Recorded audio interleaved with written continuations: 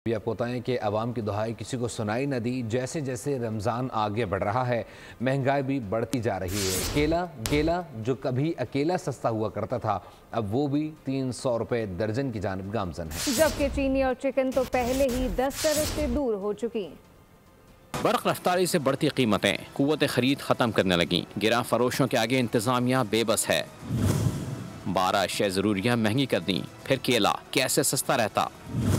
पहले अशरे तक 200 रुपए दर्जन मिलने वाला केला अब 250 से 280 रुपए दर्जन है। मुनाफाखोर आवाम से चीनी छुड़ाने पर भी तुले हैं, क्योंकि फी किलो चीनी 180 रुपए कर दी गई है।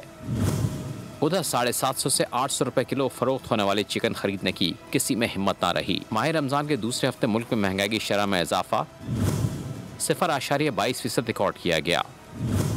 टमाटर की कीमत में यकदम 22 रुपए इजाफा देखा गया, जबकि LPG सिलेंडर की औसत कीमत भी 3262 रुपए रही। सब्सक्राइब करें और बेल दबाएं ताकि कोई खबर रह न जाए।